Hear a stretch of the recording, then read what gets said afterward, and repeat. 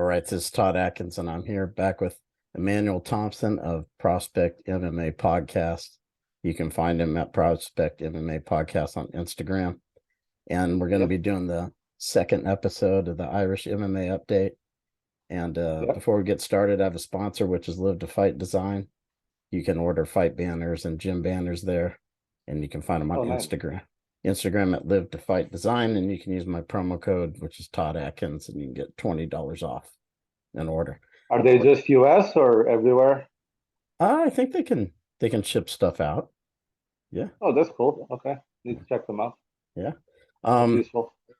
Now, obviously, we had kind of a big story that kind of popped up here in the last week with the latest Conor McGregor kind of scandal or whatnot.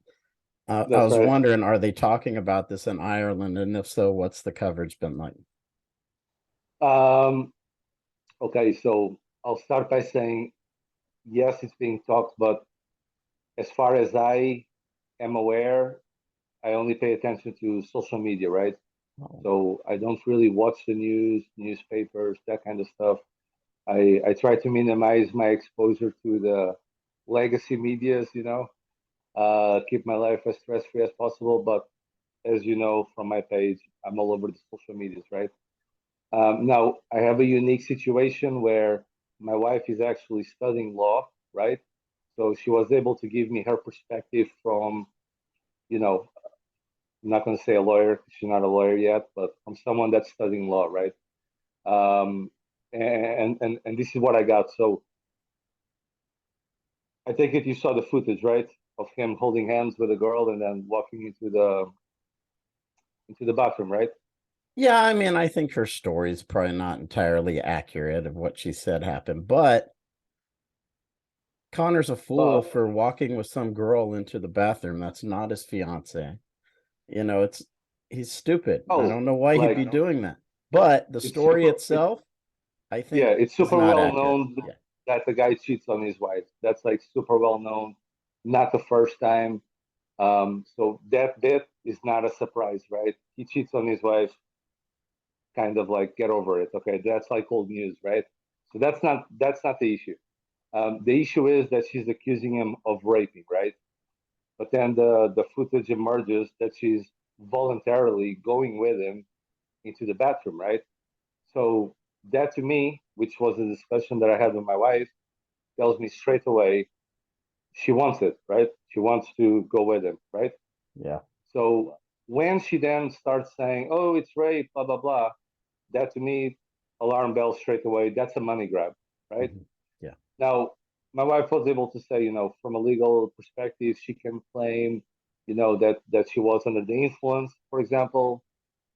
She can claim that she was under pressure, under duress, because of all this security and, all this stuff and this and that.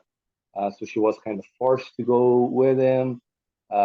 She can say that she wasn't sane, so there's a few angles that she can play with, none of which will really, stick to in court. So what will probably happen is he will end up settling outside of court, which means that she wins anyway because she's going to get some sort of money to go away, So that's the angle that she's playing from the conversation. From a legal standpoint, that's probably what's going to happen, But I mean, you're in a unique position because you're there. I'd actually like to hear what people are saying, like in the paper or on the news. I'd like to see what the regular public thinks of Conor at this point. Well, nothing new since what I told you the last time. Yeah. I think people had a hard time believing it when you said that, but you said the average person isn't too crazy about him, basically. Yeah, that's right. Yeah, that's right. He comes across, obviously, outside the MMA. I'm talking about the normal, everyday person that doesn't follow MMA, that type of stuff, right? Everyone inside the MMA circle, super grateful for what he's done, the doors he opened, etc. Everybody outside of it, they just see the egotistical person, right? The narcissist person Um, you know, he's throwing money everywhere, drugs, all that stuff. So people kind of see it as a bad reputation that he's bringing to Ireland, you know. But yeah, in terms of Connor, that's all. That's all that I have to give you, you know, on this story. Yeah, I mean, I think you don't give yourself enough here because you are in Ireland, you know, and I think you can shed light on it from a different angle, you know, as far as this is what I see them saying on TV, this is what I see them saying in the news, because we don't get to see that. Yeah, We don't get to mhm, see that mhm. perspective. You know, I can and definitely Ireland's mostly like for you Catholic, on right? purpose. Yes, it is. Yes. Yeah, so that's not really along the Catholic line of thinking, you know, the stuff he's doing. So you would think most people would probably wouldn't like him at all, given that. Yeah. Well, yeah. There's a lot of things that a lot of people here do that don't go Yeah. that way, you know. But yeah, I wouldn't even talk about the religion or what's what or that type of stuff. But it's just I would say it's just the way that he portrays himself and walks and talks and acts and all that stuff. Um, Again, for the people outside the MMA circles, yeah, they don't seem to really like him. Yeah, I But bring that up because my wife is like very Catholic. You know what I mean? okay, So that's why I yes. brought that up. She's from Philippines. Most people in Philippines are Catholic, kind of like Ireland Oh, is. okay. Right, So I right, was right, right. kind of making a comment. Now, I wonder, like his fiance, she can't leave him because they're not married. You know, she wouldn't get anything if she left. Well, legally speaking, um, and again, I think because of the amount of time that they have been together, that can kind of be considered a, it's not a wedding, it's like a civil partnership kind of style, kind of Common thing. I law, don't know if I'm getting, yes, common common law, law yes. marriage. Okay, they Yeah, have that in Ireland. I believe so. Am I right, Ron? Common law, if you've been together so many years, yeah? Yeah. So she Mm. would, if she wants to leave him, I'm pretty sure she would, maybe not half, you know, maybe she wouldn't get half, but she would not walk away empty-handed. Let's just say that. And obviously, the fortune that the guy has amassed, you know, if you're talking 10%, she would walk away like super comfortable for the rest of her life. Yeah, if she Yeah, wants. it's kind of wild how the whole, you know, she continues to stand by him no matter how much of a fool he makes of himself. Say again, sorry? Oh yeah, and the wife is saying, obviously, on top of the walkaway money, you still get all the, I think you So guys call it alimony, right, or child support, yeah. something. Yeah, child support in the U.S., which would not be small either, you know. So you'd be getting a monthly income pretty much for life or for the next 18 years, whatever. Um, However old their kids are. Um, you know, yeah. And then you're talking about the lifestyle that she's used to, right, and all this stuff. So yeah, if she wanted to walk away, she could. I think at this stage, and this is just me from the outside looking at it, it looks like she's okay with having an open relationship with. That's what it looks like to me. Yeah, I worry, you know, like the kids won't see it that way, you know, in the future when they have to see this kind of stuff. They're going to be embarrassed by it, you know. It is a strong possibility, yes. Yeah. They don't care what arrangement the parents have. They're going to be embarrassed Yeah, by yeah, this. yeah, yeah, 100%, yeah. Which it's a very unique position to be, right? Yeah. To grow up being in the media like that as a Hmm. child, you know, you've never known any different, right? Where someone like Connor and his wife, they know the life before being famous and life after being famous.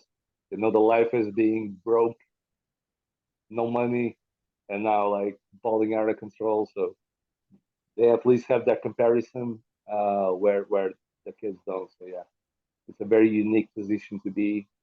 Um, But and do you yeah, think I would people even are go. concerned about him or no? The only concern that I see is in terms of, is he actually going to come back? Is he actually going to pass the drug I test? think so. I don't think so. Like, from what I know, he hasn't even submitted Yeah. the voluntary sample to USADA, which he was supposed to do this week, was the cutoff if he was to compete in the next 6 months, Mhm. which would then bring to the last card of the UFC in December. So that means he's not even going to be competing this year. So now what? Does Michael Chandler have to wait? Like, well, that's the only concern that I see is from a MMA point of view, because these things are displayed publicly. So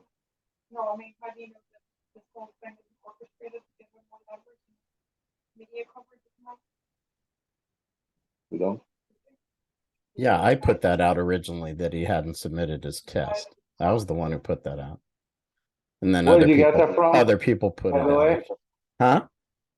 Where did you get that leak from? Yeah, I have somebody who's given me a couple of things. PFL Bellator and this one, you know. And they've all checked out, right? Yes, yep, yep. So why was Scott Cooker talking crap about you? Who was that? Uh, Scott Cooker, right? No, The he confirmed Bellator. it. He said it was true. He had Oh, he kind of did. said, well, there's two companies and Bellator is one of them. But I thought what Ray Sefo said was interesting. And I think he kind of slipped in saying this.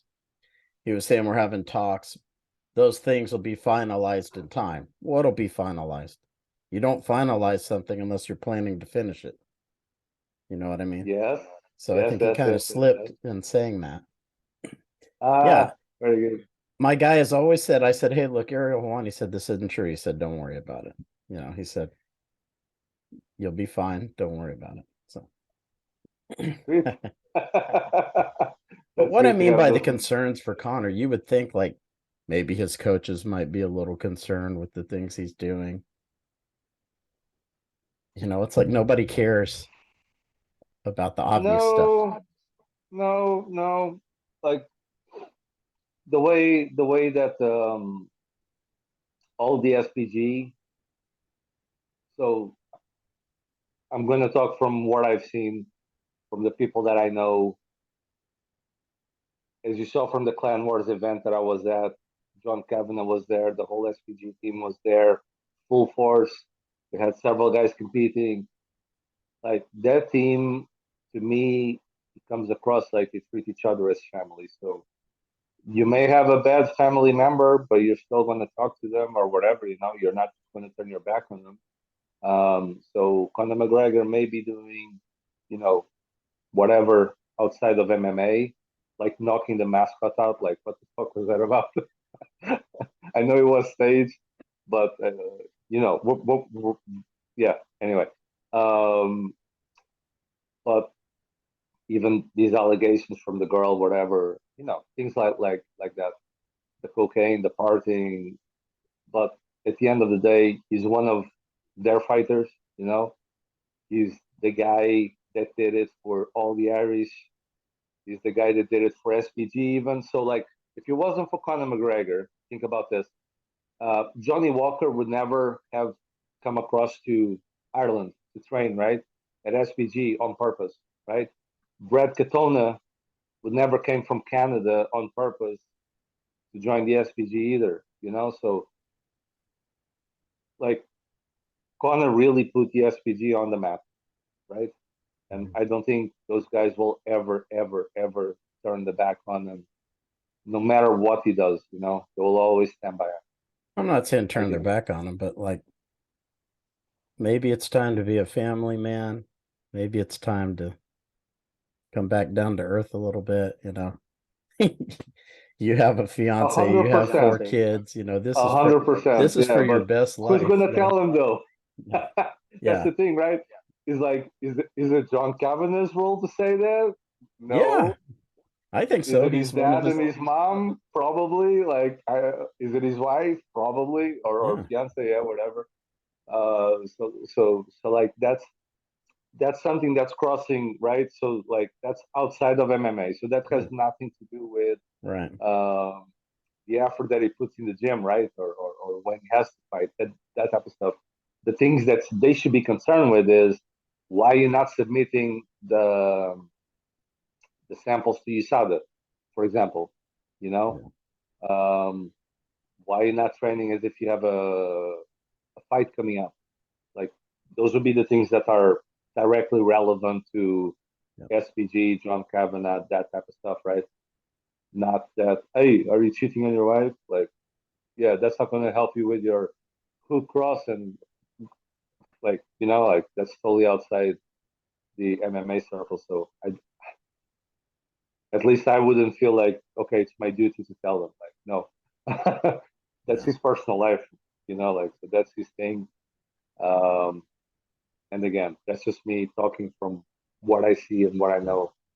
Um, I wouldn't put it on John Kavanagh, the pressure of, hey, you have to be the one to tell him not to party, not to spend his money that he earned, you know, this yeah, and that stuff. You do want as a coach, obviously, the people that you're training to not use the martial art in the wrong way, right?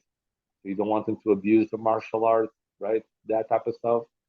You do want them to portray a good name of the academy and that kind of stuff.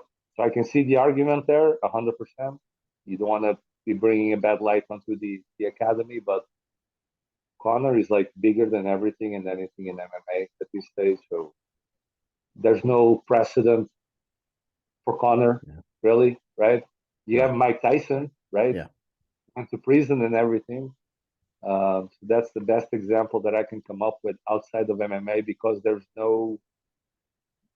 nobody else besides Connor, right? For MMA, that is. Yeah, I mean, Teddy Atlas tried to do that with Mike Tyson, even went to Customato and said, we need to take him out of the gym. You know, this is what he likes to do. We need to take this Right? away from him. And Customato wouldn't do it, and that's why Teddy Atlas and Customato kind of had a falling out because of that, because they felt he felt Mike Tyson was starting to take more importance over the gym itself, you know. Right. Yes, yes, yes, He yes. said this shouldn't take precedence over what we've always done, and that's the way he felt. He ended up pulling a gun on Mike Tyson actually, but yeah, he tried to get involved in that because he didn't like what Mike Tyson was doing, and I never heard that story. yeah, Mike Tyson made an overture to a female relative of Teddy Atlas, I think, who was pretty young Ooh. at the time, and Teddy Atlas took him to a park and put a gun to his head, basically, and Customato got rid of Teddy Atlas after that. Yeah, Well, yeah. yeah, I can understand that on both sides. Yeah, Yeah. on But both even sides. before that, he was saying, look, we got to take him out of the gym. We can't, he's doing things we can't be letting him do. We got to Right. set a Yeah, precedent here. So yeah. it was similar in a way, I would say. The But difference is no social media back then versus social media now. Mhm. That's the direct difference, right? Yeah, Everybody has a mobile, everybody's recording right now.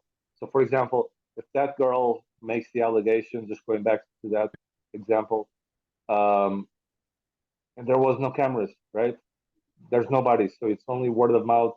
mhm. Everybody says this, says that. Who are we gonna believe? Are we gonna be like believe all women if she said it? Oh, it must be true. Or like now, think. Yeah, I'm gonna say thank God. There's mobile phones and footage and stuff. Now we kind of okay. Now we can paint the whole picture. We can see exactly what happened. So it doesn't leave much for people to actually guess and try and portray the situation as something else that it's not. So in that sense, you have that direct difference between Mike Tyson era to now. Uh, so yeah, I think I never thought Connor's. we'd see video of Connor and this girl together.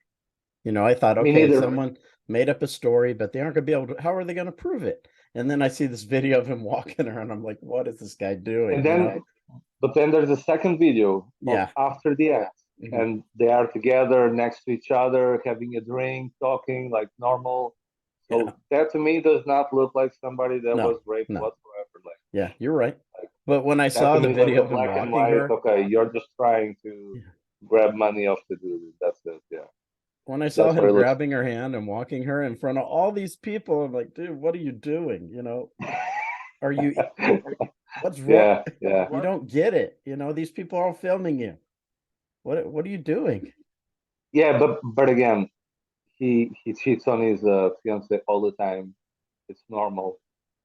Like, not when people are filming you. You know what I mean? Like, did you hear him in the background? People were saying like, no, don't go with him. Don't do that. You know, they were all shocked at what they were seeing, you know, because that's what they thought was going to happen. Yeah. They were like, oh my God, I can't believe the celebrity is doing this, you know, because most of our celebrities are smart enough not to do that stuff in front of other people, except for him. Yeah. You know? But most of those said celebrities, they are trying to be careful so they don't get acts from a certain show or movie or whatever role that they have, right? Where he has no fucks to give at this stage whatsoever. He has his own businesses that are generating money for him. He doesn't have to fight if he doesn't want to whatsoever. So he's not fighting for money at this point. He made his fortune, so he doesn't really care, you know. Yeah, he could. He doesn't have any consequences either. Yeah, exactly. Yeah, like, yeah. There really isn't much. Yeah. Yeah, I mean, like if one of our celebrities, I don't care who it is, was, you know, seen doing something that people didn't like, they'd try to ruin their life. You know, that's kind of how exactly. it is in America. Try to cancel them, right? Yeah. Yeah. But Connor, he doesn't have to face that really because he's not. Yeah. Yeah. Yeah, because he has reached a level of independence from everything, right? So, like I said, he could go and hide in a cave for the rest of his life right now. Money would still be pouring in into his accounts every week, every day, every month from, selling his Proper 12 whiskey, from the advertisements and all that stuff. Um, the numerous companies that I don't even know that he owns or is part of or has shares on, or like the guy's set for life at this stage. There's nothing you can do to make him go to zero, pretty much. You would need to be like super dumb to lose everything that he has at this point, Like, go all in on crypto and then the crypto crashes to zero, Like, but you're not going to do that, right? You would do like, 10%, 20% or whatever. You wouldn't just put 100% of your fortune on crypto, Yeah. So you would need to be something like that, really stupid, for him to lose everything. And then you probably just have to wait at the end of the month to get more money again from all the companies. So, like, yeah, you'll be fine if you want it. So, what is your next story that you wanted to cover here? Okay, so prospects. Okay, we have Shauna Bannon signing with the UFC. I had Shauna. So Shauna becomes the first fighter that I had on as an amateur. Saw her completing the amateur circuit pretty much. She got 2 belts as an amateur, went pro, got 2 belts again as a pro, 5-0 undefeated, and got picked up by the UFC. So I was able to see the whole journey from amateur, pro, UFC. And she is, I think, the second Irish woman to ever be in the UFC. Yeah. So that's a big, big prospect for you to keep an eye on. Why do you think it happened so quickly? You said she only has 5 fights, right? Professional fights. 5-0. It's not just her. They seem to be picking up a lot of women. I don't know if you have been paying attention, but they picked her up. They picked a Portuguese fighter, Jacqueline Cavalcanti. She's 5-1. They picked up a French girl who's 5-2, I believe. Um, they picked up a British fighter, Melissa Dixon, who's 5-0 as well. So they seem to be investing heavily in both strawweight and bantamweight divisions in the UFC. Yeah, and I don't know if that's because Amanda's retiring and they want to bring more life to the division. No idea, but they've hired a lot of prospects that I've been following and everything, and all in the same week, they all started getting signed into the UFC. So big things are coming, I believe, for the women's division. Now, what gym is she from? She in Urbana. So funny story, she was from SBG. Um, what was it? SPG Dublin 24, which belongs to Paddy the Hooligan Houlihan. And Paddy since has branched off the SPG franchise. So he no longer associates himself with SPG. Um, him and John Kavanagh, they used to be like really good friends. If you read his book, he explains the whole thing. Uh, but, but yeah, he's now Houlihan martial arts. Yeah, Houlihan martial arts. So she's representing Houlihan martial arts. Paddy used to be in the UFC. I don't know if you remember her. You may want to turn on a light. I think it's getting dark where you're at in your room. Wow. Can you turn the light on? We're losing you. Yeah, well, it's Oh, there you go. Yeah, there you go. That's good. it's nearly 10 o'clock. Yeah. Yeah. So So that's one. Yeah. yeah. Reese McKee defended his title at Cage Warriors again, right? So I believe so now there's like nobody else in the welterweight division that can present him a challenge whatsoever, right? The only other guy that you could make an argument that was in contention for the belt is Oban Elliott, and Oban Elliott since then has been picked up by the UFC to go fight in the Dana White, so he doesn't have to fight in the Dana White Contender Series or anything like that. So yeah, so I think he's going to be picked up very very soon. Who else do we have? Yeah, he got a rough go of it. I mean, he had the fight with Hamzat, and then Yeah, I mean, poor guy.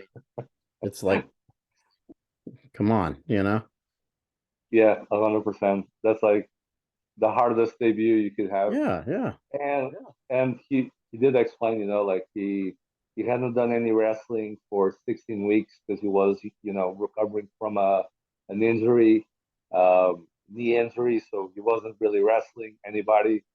And then in 6 days, which is the notice that he got, 6 days notice for that fight, it was all about getting the visa sorted, traveling to Abu Dhabi, weight cuts, like all these things, right? So he's not even thinking, oh, I'm gonna game plan for this guy or whatever. Yeah, his coach told me the story. It was like he gets a call from the UFC. Oh, do you want to fight this guy, Kamzat Chimaev?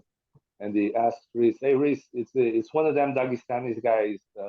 You want to fight him?" He's like, "Yeah."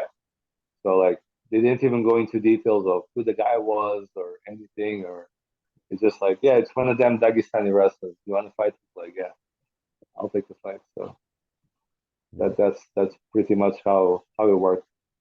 But yeah, so hopefully we'll see him in the UFC soon. Who else do we have? We have obviously the whole tough season, right?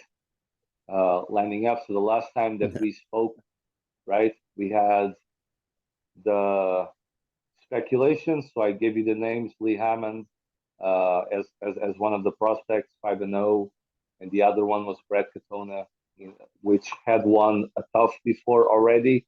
Um, don't know exactly what happened, why he left the UFC, but in my understanding, he left the UFC. He wasn't really cut. So I don't know what contract negotiations happened there or whatever. Um, could have been like free agent, that type of stuff, because he went to Brave after that. So yeah, so Brad Katona went to Brave, got the belt, got the belt, back into the UFC pretty much. So he's one of the guys in the house. And if you want to check his record, I'll just put it here very quickly. But it's a really good record. So those are the two guys pretty much representing Ireland, right? Yes, so he's 12-2, you know. So you have a 12-2 and you have 5-0.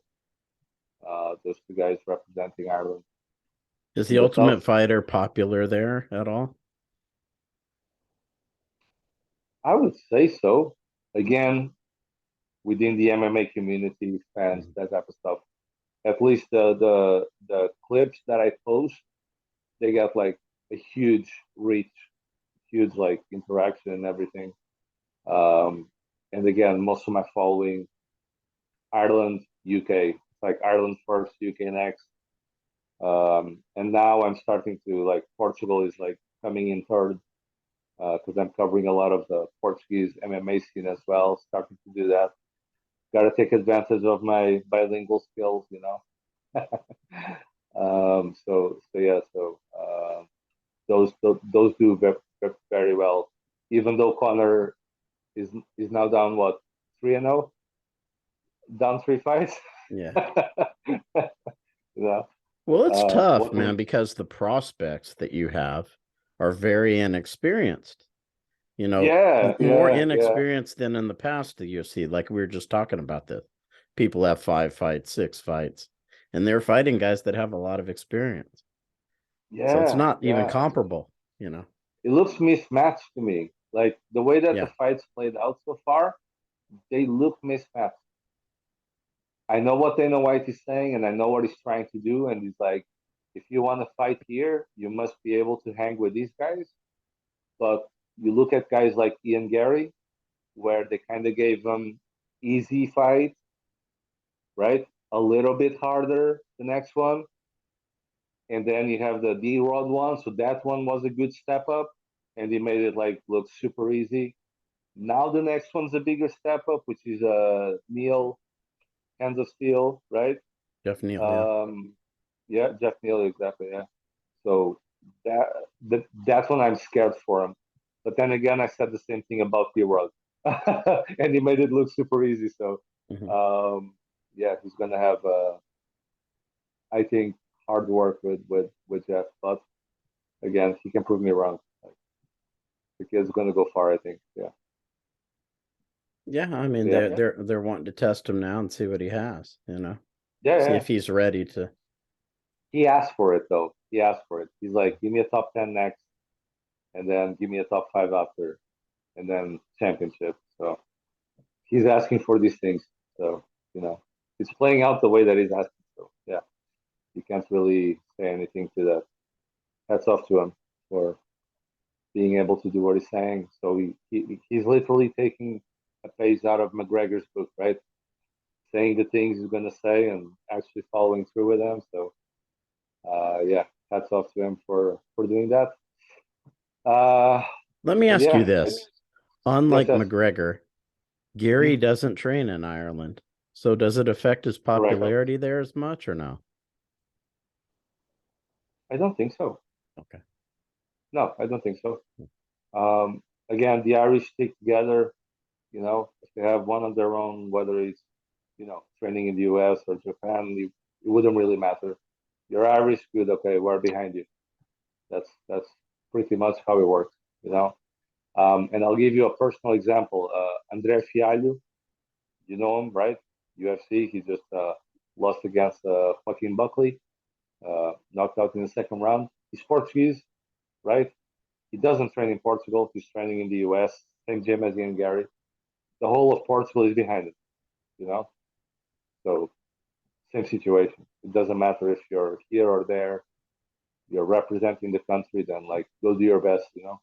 We're behind you, kind of situation, which is nice to see. Another thing I wanted to give you is Dara Kelly, which I believe I told you about him on the last episode. He's still signed to Bellator, right? So he's 3-0 in Bellator, and they gave him a task to fight outside of Bellator for one fight, just because the way that Bellator in Ireland works is they come in February and then they come about September, November time, right? So that's like a 8-month period of inactivity if you don't take any fights. So they allow them to take a fight at the local promotion, which was Clan Wars. So first pro fight, title fight that he had. And yeah, he got a submission the second round, submission win. So he's now 4-0, and that's a 12. Sorry, 1, 2, 3, 4. That's a 13 fight win streak. Never lost as an amateur.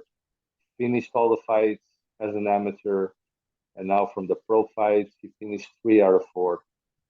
So the guy's on a 13 fight win streak. Hasn't lost once. Definitely a prospect to keep an eye on. Pretty cool. What gym is he fighting out of again? SPG Ireland. Yeah. So they're kind of racking up a lot of guys. How many SPG gyms are there? Ooh, you have. Okay, so you have the SPG HQ, you have SPG Tala, you have SPG Clonmel, you have SPG Strabane, you have. I'm sure I'm gonna forget some here. Yeah, you have SPG Nays, which is the one that Peter Quilly coaches out of. Who else? SPG Cork, SPG. Oh, what's the name? So they're kind of the team that's hold on, more massive number than the others, right? As far as other MMA teams go, they have a really good franchise on it. It's Kieran Davern's team that I'm trying. Yeah, SPG Tullamore. That's the one that I was trying to remember. So that's at least 6 SPGs, and then SPG Belfast as well, of course. SPG Charlestown, which is where Owen Roddy coaches out of. He was in the tough as well as one of the coaches.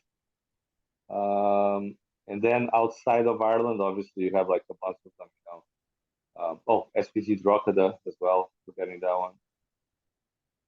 So yeah, our in Ireland there's 9, yeah, in Ireland. Then you have outside of Ireland, you have a bunch in the UK and you have a bunch worldwide as well. Dang. John Kavanagh must be doing good then. I would say so. I would say so. From what I've heard, it's like 5,000 a pop franchise. I think it's a year, 5,000 a year. I think. So you make the math on that times the number of SPG gyms worldwide, and yeah, that's a good source of income. Yeah, no doubt. In addition to everything else he does, right?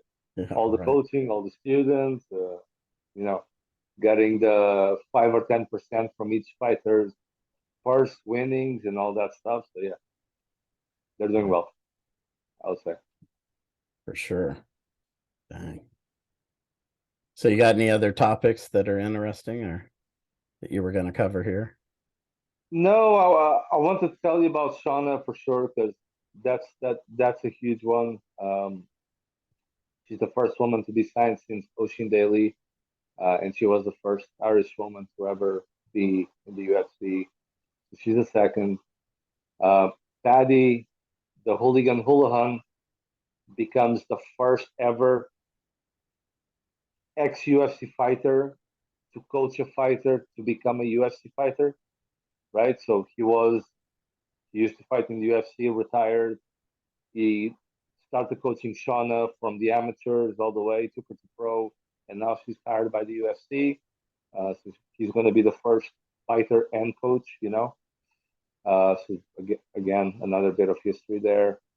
Rich McKee, like I said, definitely on the verge to get signed. So another guy coming from Cage Warriors. I gave you a few other names of people that are outside of the Irish MMA scene, but you guys will get to know them from the Dana White Contender Series, which is Oban Elliott, George Hardwick, the lightweight champion, also got signed for the Dana White Contender Series, but he's from England. Um, you have Caleb Loughran that just got the bantamweight title from Cage Warriors. He's from Ireland, and the talks are that he's going to get signed to the UFC very soon as well. So that's another one that I was forgetting. He's 9-0, I think, or 8-0, something like that. So let me just double check here.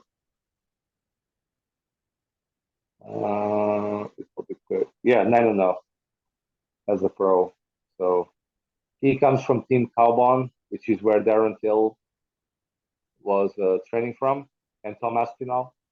So another very well-known, respected gym in the UK. So that's another Irishman there. We talked about Ian. Yeah, I think that's everything. That's all I got. Derek Kelly, I told you about it. Jordan Fury's another guy. Sorry, he just had his pro debut. Same show, Clan Wars. Scored a fantastic knockout in the first round, kind of like the knockout from Edson Barboza on Shane Burgos. You remember that delayed knockout? Same Yeah. situation happened at Clan Wars. He tags him with a jab. The guy starts walking backwards, falls on the floor. He follows up with a punch from ground and pound. The ref stops. You see the guy still conscious, and then suddenly he loses consciousness. Yeah. Uh, my speech. Sorry. Yeah. So that was another like delayed knockout reaction. First time ever that I've seen live in person. So yeah. Then obviously we have um, more events coming up and all that. So I'll be able to keep you posted as more happens and yeah. Tell us what you've been doing. I Definitely. mean, because have you been going to any more events where you were covering, where people are giving you opportunities and stuff? So I don't remember if I went to PFL after or before we talked. I think it was after we talked, maybe. Yeah. Yeah. So I went to PFL, which was the first European PFL that was happening, right? So it happened in Newcastle. Um, Went there. Amazing event. Amazing. Lots of prospects are going to be coming out of, of, of that promotion 100%. And I'm very curious to see how that's going to play out because they are forking out the money, right? They're putting 100,000 for grabs. They're putting the 1 million for grabs. And I think it's going to become from the president of PFL that told us the PFL Europe there is. He says that the market is big enough for UFC to operate, Bellator to operate, PFL to operate. So it's then going to be up to the fighters. Where do they want to go? Where do they want to stay? Where do they want to compete? Um, if the argument is indeed that fights are easier, for example, in PFL, and you're making that kind of money, well, why not take it? You know, Yeah. why not take the easier route where you get way more money, way more money than I don't know. I'm gonna say 3-4 fights in the UFC. You know, you need to go through those 3-4 fights first to be kind of making that kind of money that you can do in PFL straight away. Um, and then if you win those tournaments and stuff, then it's like, yeah, you're pretty much set up. Will Fleury, that's another guy I was forgetting. Yes, Will Fleury is competing in PFL in the light heavyweight division, and he got a victory. So he's playing for the 1 million. He won, so he moves on to the next stage. So that's another guy to keep an eye on for sure. You have Nathan Kelly also competing for the 1 million in PFL. He is, let me just check. So Will Fleury, he's 12-3 right now. And Nathan Kelly is 7-2. Yeah, so there's those two guys in PFL wrecking havoc. John Boyd just got signed to PFL as well. Let me just double check here. I'm giving like a few good names. Yeah, sorry, John Mitchell. Yeah, he's now what, I think 6-1 or 7-1, something like that.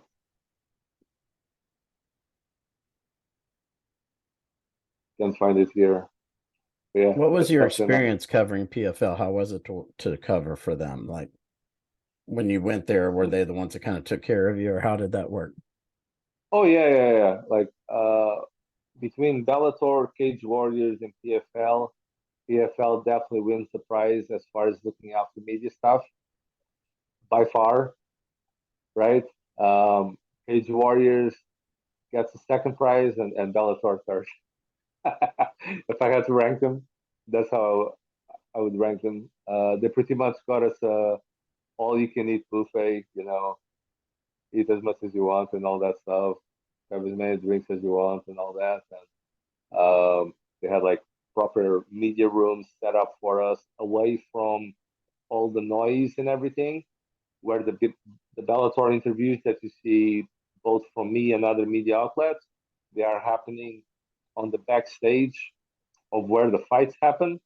So you can hear all the crowd, all the noise.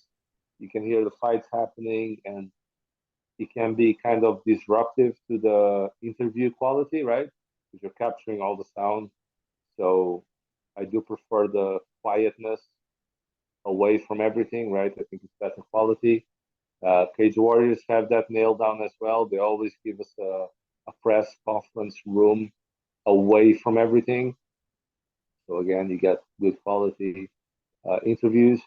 They did get us all you can eat buffet on the Cage Warriors in Belfast, but then the one in Dublin they didn't. So I get mixed feelings there. I was like expecting a full on buffet for the for the one in Dublin, and then I was disappointed to find out okay, there's nothing. But yeah, PFL I really enjoyed. I can say that they really treated us well. I was surprised. So let me give you this story here. First time that I'm stepping out of Ireland, right, to cover a show. So this one happened in Newcastle in England. I had no idea of the popularity of my page over there, right? Because I knew here from all the shows, people know me and this and that.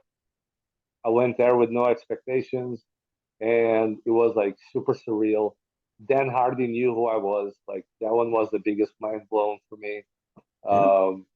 When I came to talk to him, and he's like, oh yeah, Prospect, how are you, and this and that. I'm like, oh shit, yeah, cool. Like Yeah. he had been sharing some of my content, moving up to the date of that show. I was highlighting a lot of the prospects and things like that. So that was super cool.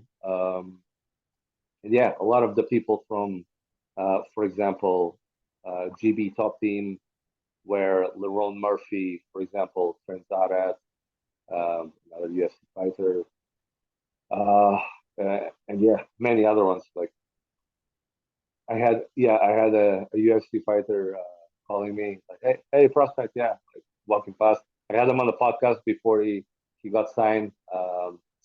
Mike Parkin, he was in the Dana White Contender Series, scored a great knockout. And yeah, so that was kind of cool as well. Um, so yeah, it was a very surreal experience, I must say. Yeah, I mean, you create a lot of content. People are gonna see it. I mean, Yeah, yeah. but I didn't know, because I never had stepped outside of Ireland, so I know what I do for the guys here, I didn't know what I was doing for the guys outside. So for the guys in England and stuff that I invite on the podcast that I cover, no idea, just no idea. So to go outside of that and to actually witness and and I must say this, and I want to say it in a nice, respectful way. They seem to value media way more than here, and I think the reason why is because there's a lot of media outlets here for the Irish, so dedicated to the Irish, right? MMA scene. There doesn't seem to be a lot over there that's dedicated to the amateurs, prospects, the rising talent that's coming up through the ranks. That's In the the idea UK? that I kind of got. Yes. That's surprising. I mean, it seems like they like the sport. I mean, they buy a lot Oh, of tickets. 100%. Yeah, but you'd think there would be 100%. Yeah. more of that. Yeah. That's just the idea that I got. That's just the idea. I Yeah. could be wrong, but that's kind of what I got. So they all seem like very grateful for the job of the media, very respectful. So yeah, really, really, really enjoyed from yeah from a personal uh, point to a professional. Like yeah, really enjoyed the whole thing. It was really Yeah, good. it's just more opportunity for you, Yeah, yeah, because you yeah. could do more And stuff in UK if you wanted. exactly, exactly. Yeah. So the next thing has to be like UFC London, something like that. I need to get media credentials to go and cover one of those shows. But PFL is coming back to Dublin, or coming back for the first time. They're coming to Dublin end of the year, so I'm definitely going to be on that one. Cage Warriors is also coming back to Dublin by the end of the year, and then Bellator is coming back to Dublin by the end of the year. So there's a lot of shows stacked up towards the end of the year. So between like September to December, those three big shows are coming. Dana White said on a press conference he's definitely coming back to Ireland. So it might be 2024 or 2025 before that happens, but they are coming to Ireland. So 100% I'll be in the position to be there, reporting, covering the whole thing, uh, which is going to be awesome. Another surreal moment waiting to happen. Yeah, we got to figure out how to get you into UFC London. Yeah, well, that one, honestly speaking, I could have the credentials by now. It's just the money. It's so expensive to travel to London, right? And then you're not just traveling to London. You must travel from the airport to London City, right? So that adds up, and then the staying is like super expensive. Yeah, so I need to be in a position where I can just like throw away the money and be like, yeah, I'm balling out of control like Connor.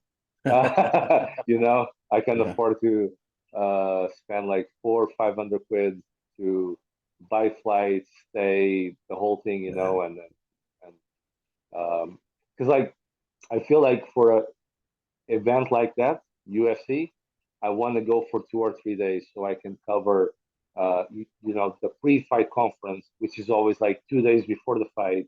Then you have like the weigh-ins, so you can cover that, which is the day before the fight. Then you have the day of the fight, um, and the post-fight conference, right? So you want to stay for the post-fight, which goes on to the late hours of the night. So you're staying that night, right? So then you fly out the day after. So you're talking about 3, 4 days worth of paying for stay, um, like I said, flights, food, all that stuff. So I'm just not Yeah, I in the think position financially right now to be able to do that. So I need to work towards that. yeah, when they come to like Ireland, you could find out where the fight hotel Easy, is and you could just go there.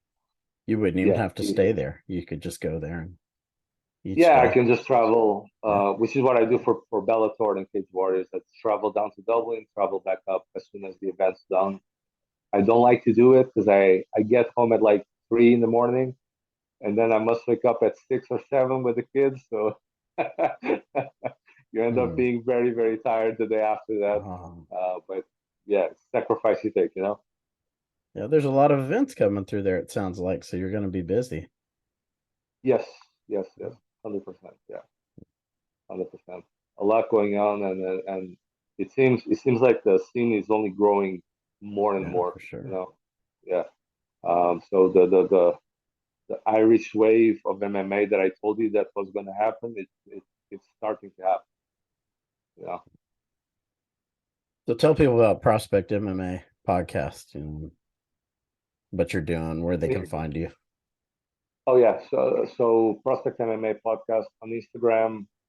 What I'm trying to do is to find the next big thing, right, to happen in MMA. The next fighters before they get signed to the UFC. I'm trying to get people to know them before they even get signed. So I'm trying to find from amateurs great prospects, fighters that I see with talent, um, follow their journeys, see them turning pro, smashing the scene, and then getting signed. So that's the idea of the podcast. So that's another Reese McKee doesn't happen under my watch, where he got signed. I had no idea who he was, and he lives like in my backyard pretty much, and I have no idea. I had a UFC type caliber, of talent fighter in my backyard that wasn't called Conor McGregor, uh, being signed to the UFC. So every single signing from now on, I'm going to know who they are. I'm going to make sure people know who they are, and so on. So that's the idea. For a guy like Reese McKee, how much popularity does he have in Ireland? Is it Oh, just huge. within the MMA community, or does he go outside of it? Ooh, tough question. Um, tough question. He does have popularity outside of it, as in um, several podcasts of Ireland, Northern Ireland, have had them on, right, as a top athlete. So he has exposure outside of MMA in that sense. Obviously, in Ballymena, which is where he's from, he's huge, right? Um, it's him and Norman Park, the two guys from the same gym that have been signed to the UFC like ever, from Northern Ireland specifically. Um, so yeah, so I'm just trying to think outside of it. Because you're obviously talking about BBCs and TVs and newspapers and stuff. Newspapers, he's definitely been on several. TV wise, I'm sure there was media coverage about him back then, whenever he was in the UFC. I haven't seen, again, because I don't really follow news, I haven't seen anything on the news, to be honest. Um, because I don't follow, so it could be that, he has interviews done and this and that to do with Cage Warriors defending the belt, that type of stuff.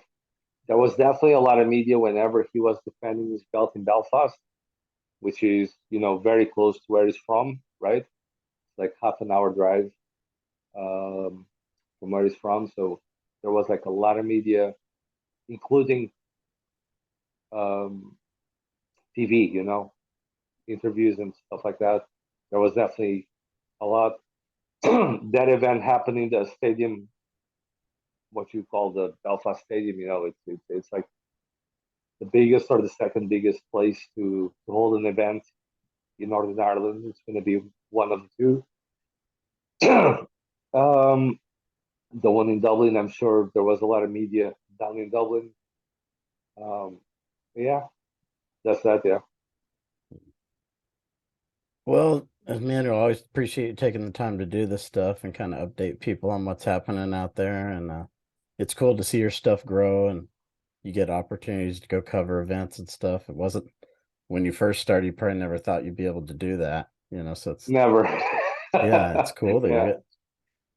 it doesn't surprise me that you get to do it, because you're working hard on that stuff. And I think the most Thank you. important thing, I know me and Miguel have talked about this, people have passion.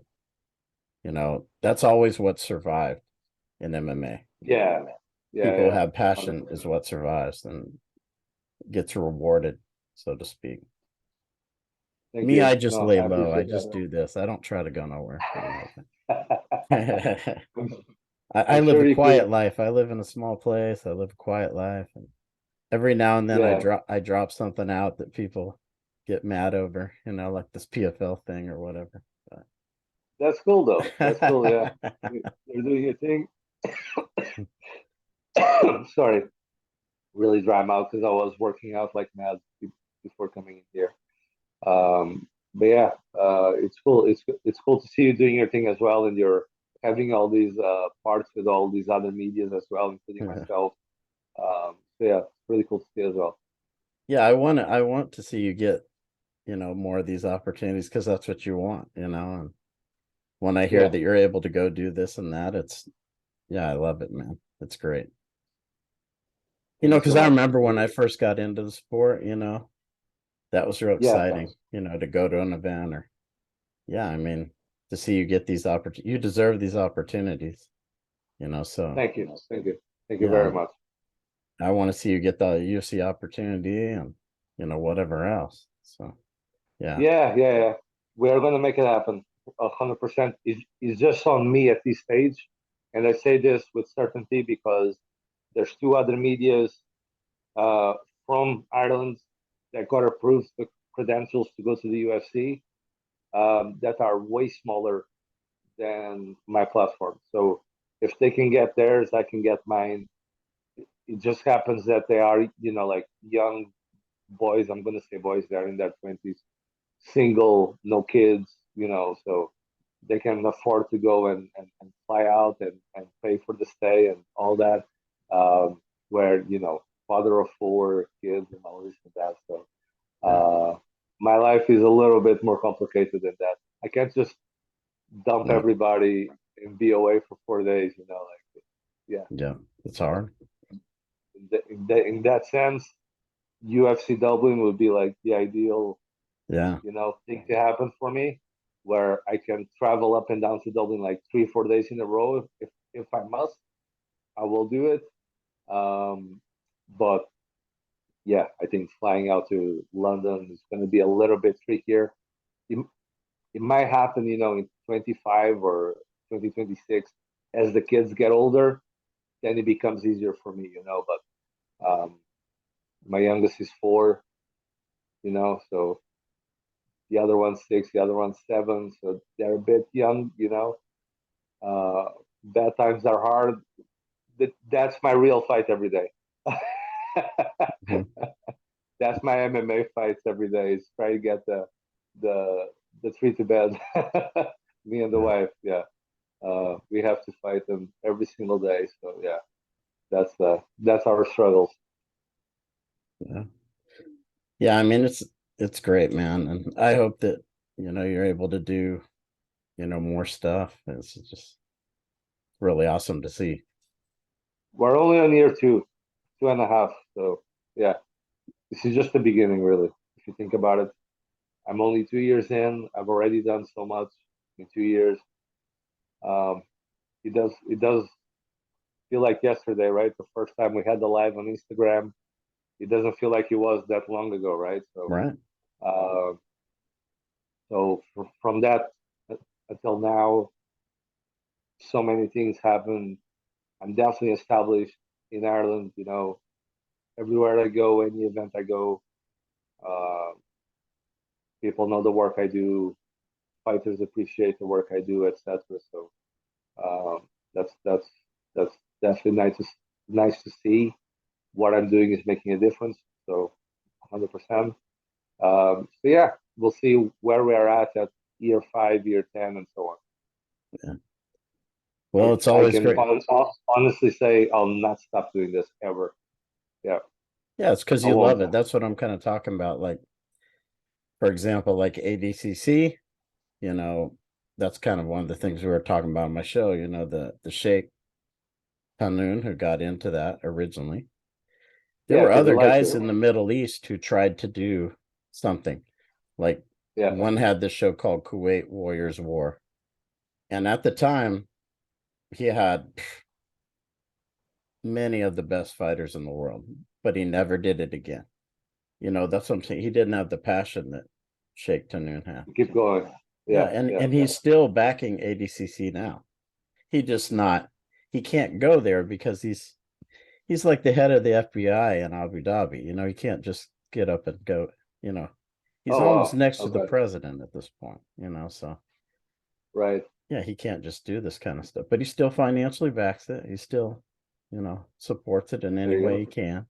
And that same with the UFC. I mean, Dana White and Lorenzo, those guys have passion for the sport. They were training and doing stuff before they Yeah. took it over.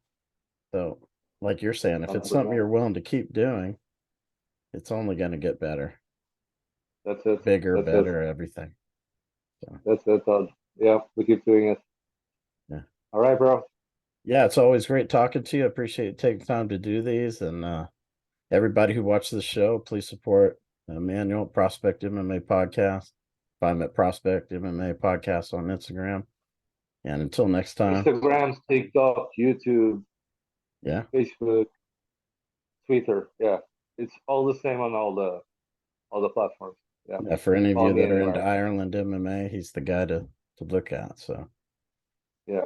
appreciate it, I would Manuel. say go subscribe on my YouTube because it got taken down because I was posting the knockouts from the UFC. I got 3 strikes. They banned my channel. Had to start again from scratch. So all original content from now on YouTube. I'm not reposting anything from UFCs and whatnot. Yeah, all original stuff on my YouTube channel. Awesome. All right. Okay. Well, it's always great talking to you. I know it's getting late. And for everyone who supports the show, I appreciate it. And until next time, take care.